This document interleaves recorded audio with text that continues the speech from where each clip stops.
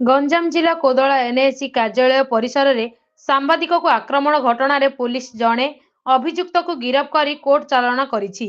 ଗତକାଲି ଅଭିଯୁକ୍ତ ଡାକ ସ୍ୱାଇଁଙ୍କୁ ଗିରଫ କରି କୋର୍ଟ ଚାଲାଣ କରିଥିବା ବେଳେ 4 ଅଭିଯୁକ୍ତ ମଧ୍ୟରୁ ଅନ୍ୟ ଜଣେ ଅଭିଯୁକ୍ତ ବିକାଶ ସ୍ୱାଇଁ ଏବେ ବି ଫେରାର ରହିଥିବା ଜଣାପଡ଼ିଛି। ପୋଲିସ ତାକୁ ଧରିବାକୁ ଜାଲ ବିଛାଇଛି। ଖୁବ୍ ଶୀଘ୍ର ଧରାପଡ଼ିବ ବୋଲି କହିଛି ପୋଲିସ। ସେପଟେ ମୁଖ୍ୟ ଷଡ଼ଯନ୍ତ୍ରକାରୀ ଏନ୍ଏସି ଅଧ୍ୟକ୍ଷ ସୂର୍ଯ୍ୟ ନାରାୟଣ ନାୟକ ଓ କାର୍ଯ୍ୟନିର୍ବାହୀ ଅଧିକାରୀ କୃଷ୍ଣଚନ୍ଦ୍ର ରଥଙ୍କ ନାମରେ ବି ମାମଲା ରୁଜୁ ହୋଇଥିବା ବେଳେ ସେମାନଙ୍କୁ ତଦନ୍ତ କରୁଛି ପୋଲିସ। ଏମାନଙ୍କୁ ପୋଲିସ ପଚରା ଉଚରା କରିଛି କି ନାହିଁ ତାହା ବି ଜଣାପଡ଼ିନି।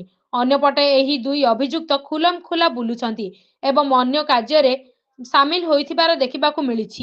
ଅଧ୍ୟକ୍ଷ ଶାସକ ଦଳର ହୋଇଥିବାରୁ ଖସାଇ ଦେବାକୁ ମସୁଧା ଚାଲିଥିବା ନେଇ କୋଦଳା ସହରରେ ଆଲୋଚନା ହୋଇଛି।